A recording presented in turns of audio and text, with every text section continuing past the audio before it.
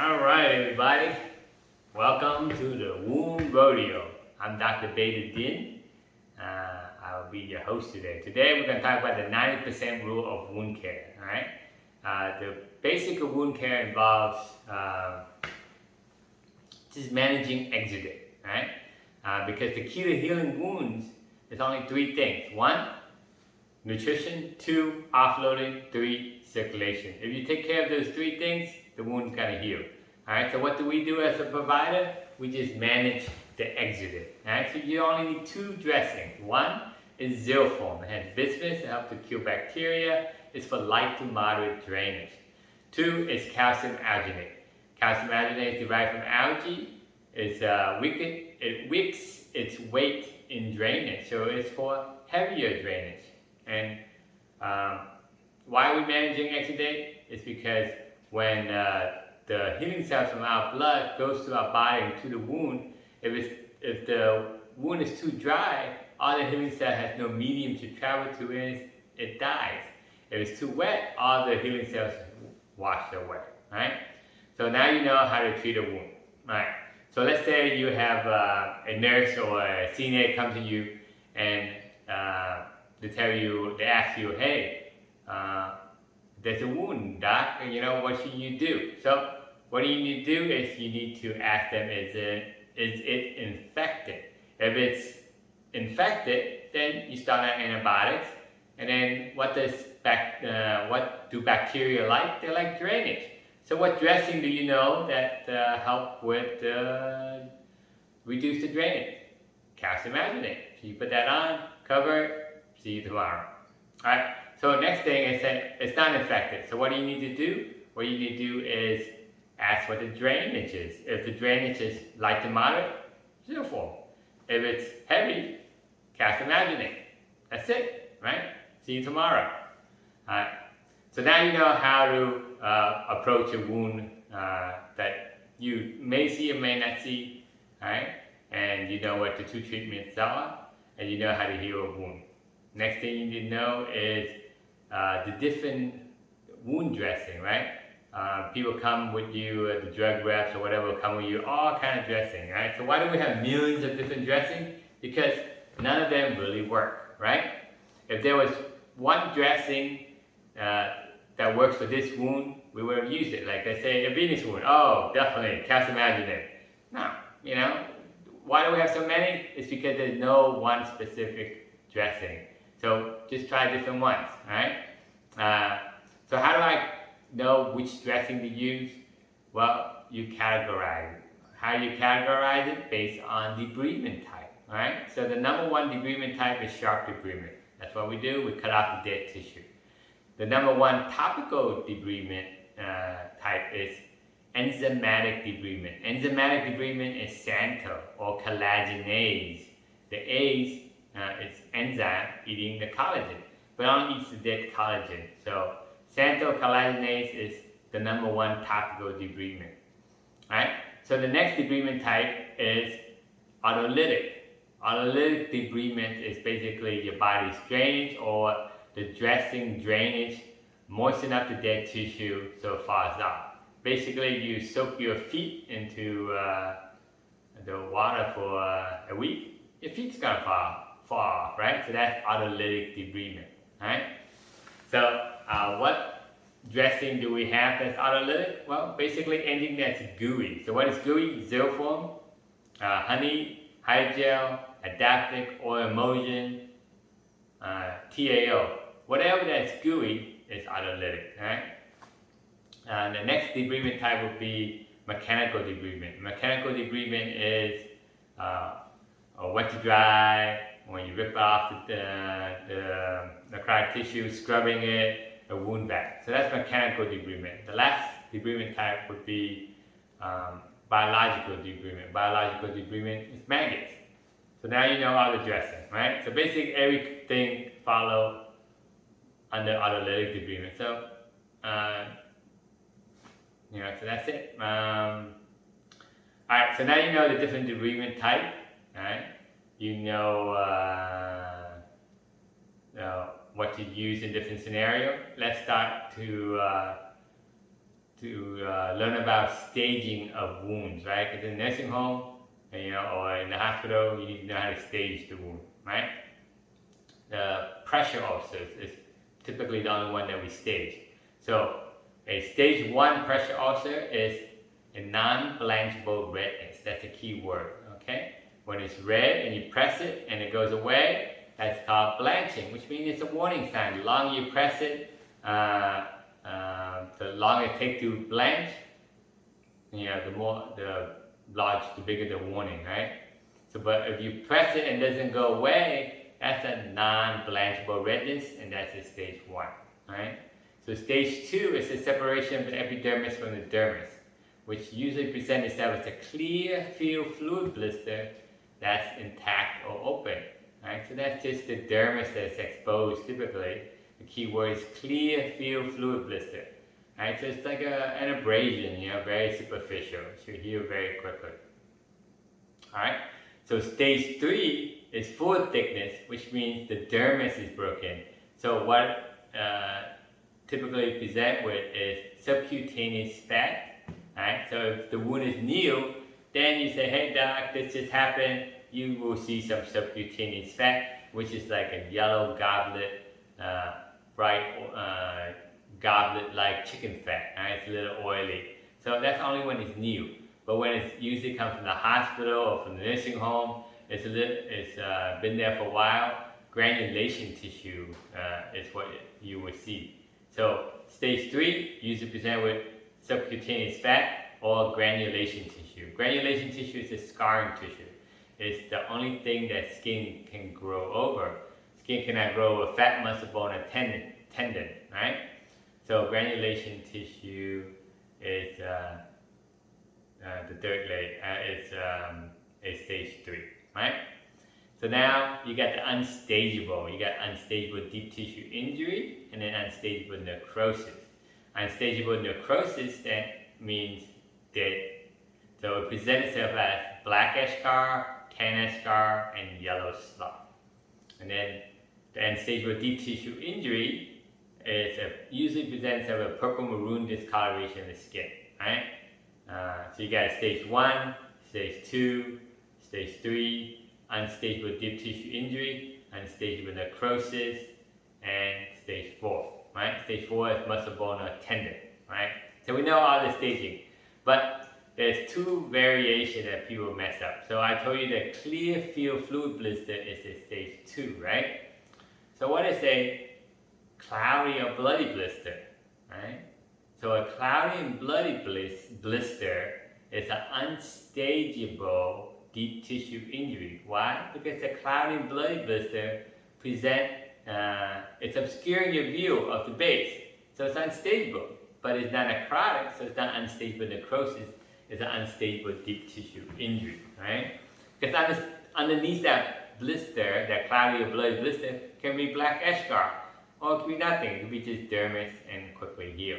So that means that an unstable deep tissue injury can be a stage 2 at the lowest, right? While unstable necrosis means the whole skin is dead, the lowest can be is a stage 3, right? So now we got the staging, right? Stage 1, 2, 3, 4, and unstable deep tissue injury and unstable necrosis, right? Let's see, let's go with some test question about staging. So let's say you have a stage 4 pressure ulcer. A stage 4 pressure ulcer, it healed. Now it opened up again in the same area, and it's all necrotic, right? So stage 4 that healed, reopened, and it's all necrotic now. What stage would you stage it as? So you would stage it as a 4, because you would, once a 4, always a 4, basically when it's open up, right? So even though it's all necrotic right now, unstable necrosis is lower than a stage 4. So once a stage 4 is open, beyond the dermis, it's a stage 4, right? Because how does that work? Because when you have a stage 4, when it's healed, fat and muscle typically don't grow back. It's just that beefy granulation tissue and then skin. So when the skin breaks open, it's the scarring tissue and then muscle, bone, and tendon underneath. So stage 4 is always stage 4. Alright? So for example, here's another test question. If stage 4 closes, now we open a week later and it's 100% granulation. What stage are you going to call it? Right, again, it's stage 4, because once it's stage 4, always it's stage 4, right? Alright, now you got a stage 3 pressure ulcer. It heals, and it reopens again, and it's 100% necrotic. What stage is it? So now it's an unstable necrosis, because a 3 is lower than unstable necrosis, because unstable necrosis can be a 3 to a 4, right? So a stage 3 pressure ulcer closes and then reopen later as 100% eschar or slough. The stage you call it now is unstable necrosis, right? So now you got the staging of pressure ulcer. Let's go over the staging of burns, right? It's basically the same thing as a pressure ulcer, right? So what's the first degree burn? Just like stage 1 pressure ulcer, non-blanchable redness, right? So what is second degree burn? Second degree burn is the separation of the epidermis from dermis, just like a stage 2, which is a clear field fluid blister that's intact or open, right? So those first degree and second degree burn are both partial thickness.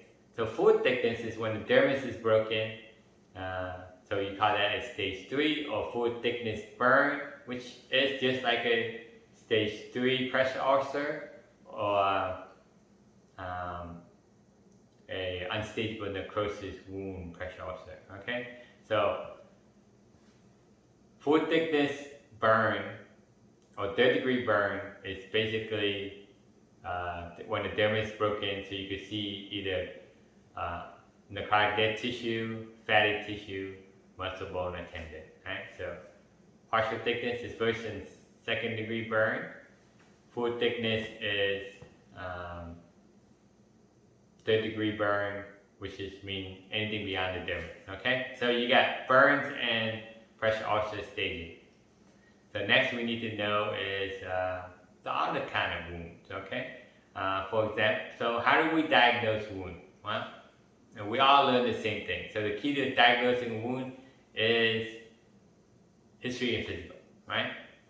Just by looking at the wound, you're not gonna know what the diagnosis is. You know, we don't have any magic. We didn't learn anything special from anybody else, right? So it's history and physical. So let's say you have a wound on a leg. You have to think about the differential. So what's the differential of a wound on the leg? You got pressure ulcers, right? You got trauma. You got arterial. You got venous. You got lymphedema, and I think that's it. Basically, the 90% of it, right? So the difference between lymphedema and venous, typically, lymphedema, the skin is a little thicker, while venous, the skin is a little thinner. But you know, it's always a combination of both, right? So if you have a wound on the leg, you know, you first ask the patient, hey, did you kick somebody? Or you ask the nurses, did they bump something to rule out trauma? Then you think about the other diagnosis, okay? Alright, so let's look at the differential diagnosis on the foot. What's the differential diagnosis? You got arterial, you got arterial, you got pressure, you have lymphedema, you got venous, pressure, and trauma. And then the only difference between the foot and the leg is you add diabetes, right? So how do you know if you have a, let's say, how do you know,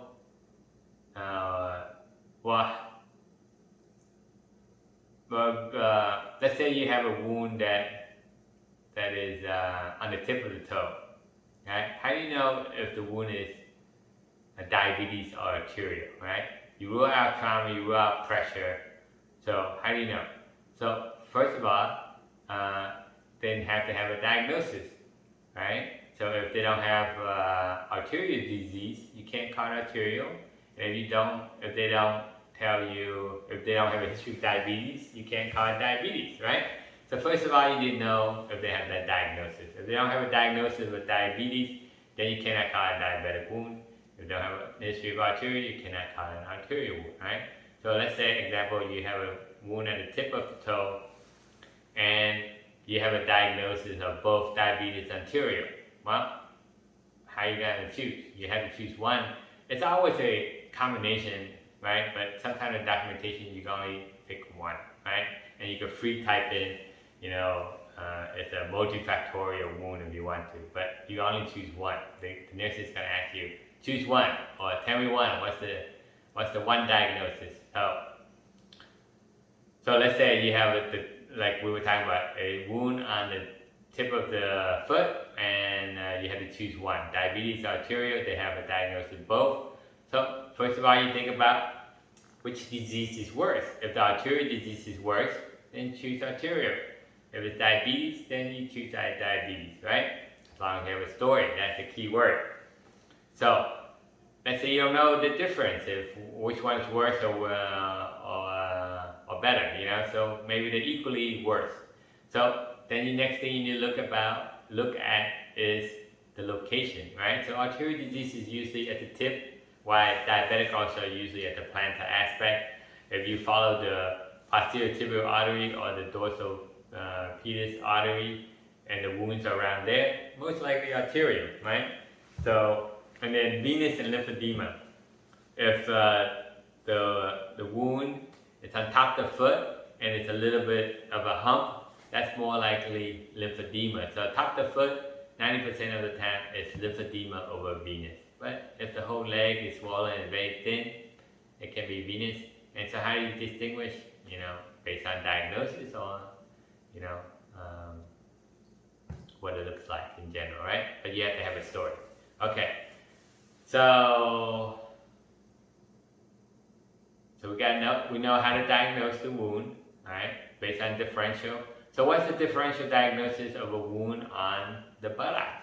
So of course you got pressure, you got moisture, you got fungal, and you got brief abrasion.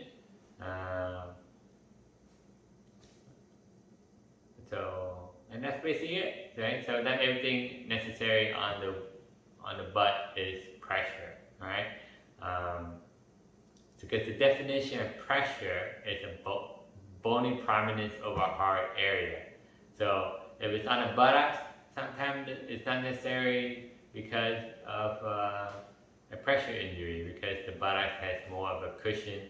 And let's say if the wound is between the crease of the brief line, there could be an abrasion from pulling the brief too hard, right?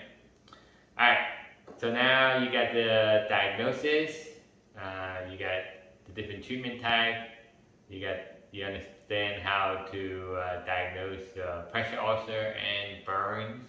Let's go to different cleanser, right? So you got a typical normal saline, sterile water, wound cleanser, right? Wound cleanser usually surfactant, which is kind of like a soap, right? Now you also can cleanse the wound with betadine, which helps kill some bacteria. And then you got Dakins. Dakins is what? Bleach, right? So full strength Dakins is half a bleach. Half strength Dakins is a quarter, and quarter strength is 1/8 of bleach. So you go from there. Typically from the OR, they use quarter strength wet to moist in a wound that's a little dirty. So let's say, Dakins, people say it's corrosive, right? So, but when there's a wound that's all 100% necrotic, it's all smelly and stinky, and the only, consider using, full strength or half strength Dakins, right? That will help. Do it wet to moist, once a day for a week, and see um, how it goes, right? You just go accordingly. Then people say, hey, it's corrosive. Well, it's 100% slough and eschar and smelly. What is it gonna corrode, right? All right. So that is the different cleanser. All right, we got about one more cleanser.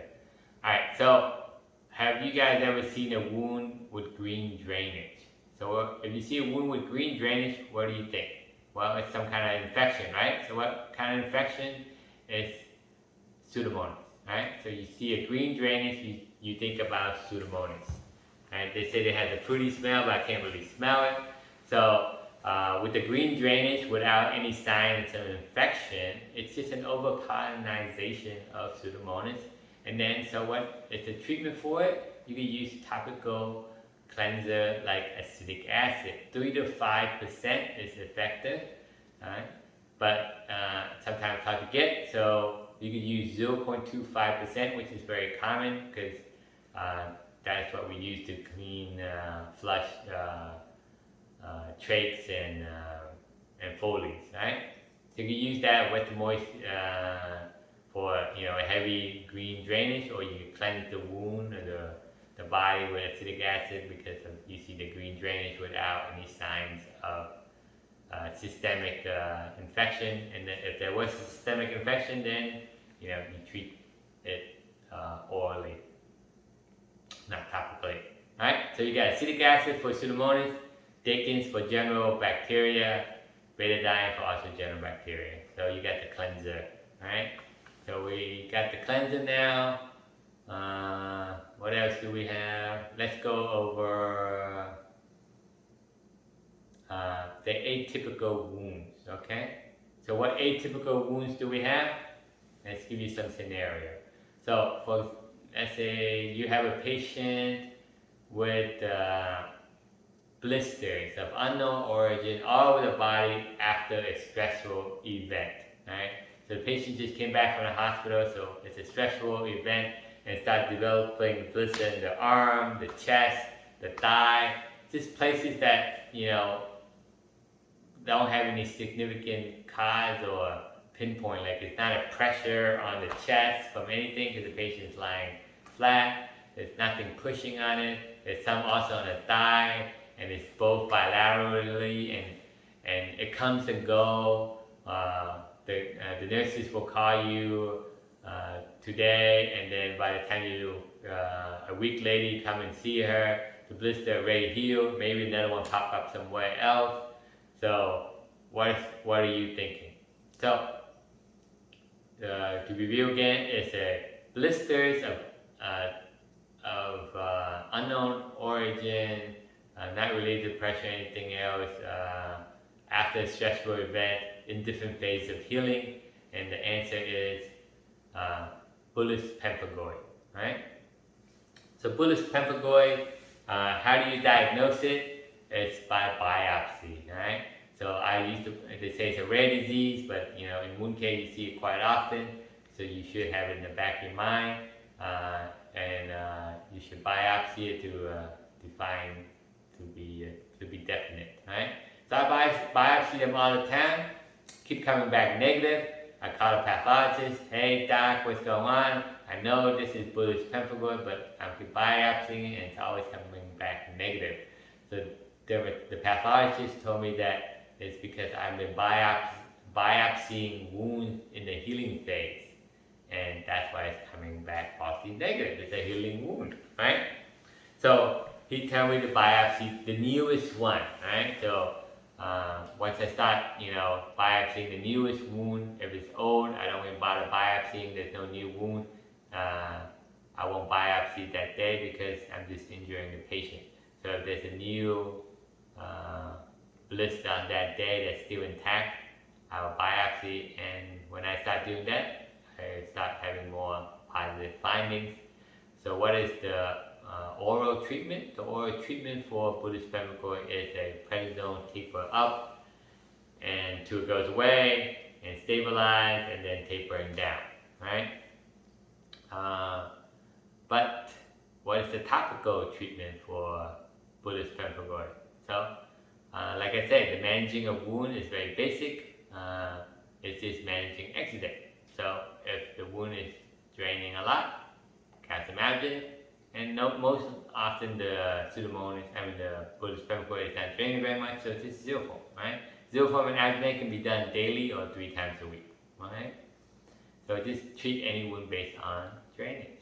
Okay, so that's bullous pemphigoid.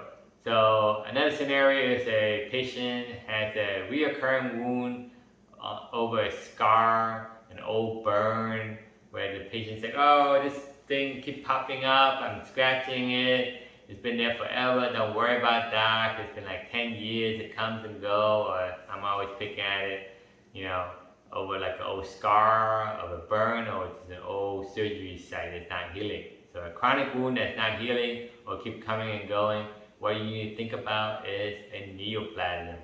So what you need to do, you biopsy it and usually come back with some kind of squamous cell cancer, right? I think it's called marginal ulcer for burn, which is like a squamous cell, right? So a chronic non-healing wound or a scar or burn or just some wound that's not healing for like 6 months with everything you've been trying to do, just biopsy to rule out cancer, okay? Alright, so next thing is a patient who is on dialysis with painful leg wound or painful abdominal wound, all blackhead scar, you can't, or just necrotic tissue that is very painful out of proportion to the wound itself sometimes. So the key word is dialysis with painful wound. So let's say it's on the leg and you can barely touch the wound. They won't let you debride it. So the first thing you think, oh, it must be an arterial. But no, you do an arterial Doppler, it was not significant. It was not, definitive. So it's not an arterial wound, but it's painful and the patient on dialysis. What you need to think about is calciphylaxis. Calciphylaxis, right? So basically that is a calcium deposit which cause, it shoots out calcium deposit to the peripheral arteria, to the skin, which creates a emboli of the skin, the dermatome of the skin, dermatome, which is the peripheral arteries where it blocks, it causes a clot, and then the skin dies off. So it acts like an arterial wound, but it's not going to the big vessel. So an arterial Doppler might not show anything, but the wound is painful like an arterial wound. So you think about calciphylaxis. So how do you treat that? Based on drainage, and try not to debride too much because the patient cannot tolerate it either. And arterial wound, just like a calciphylaxis, if you cut healthy blood vessel, you might cause neo-worsening injury. So minimize the debridement, treat it like any other wound, manage the drainage, okay? So calciphylaxis. Alright. So the next zebra would be a patient with a leg wound that you've been thinking is venous, but you've been treating for 6 months or more. You tried every different kind of treatment in the books. You do an arterial Doppler and it was negative. You biopsy, it wasn't cancer. You biopsy for an autoimmune disease and it was, inconclusive. Every time you try to debride it, it gets bigger or worse, and it's not going away. So, what do you think it is? Right. So, it's basically pyoderma gangrenosum. It's a diagnosis of last resort. Basically, you rule everything. It's not arterial, it's not cancer, it's not some autoimmune disease. So, it's pyoderma gangrenosum. How do you treat it? Minimum debridement, because if you debride it, it gets worse. So, just debride what you need to. How you treat it, you just manage the exudate, right? Zioform, for light drainage, calcium adrenaline for heavy, and if there's necrotic tissue, do either Santo or some kind of autolytic agreement. Okay, and that's it. Those are the zebras. Let's see what else we got. We got how to the different diagnoses. I think that's it. The different diagnoses. The different type of treatment. The odd zebra wound. How to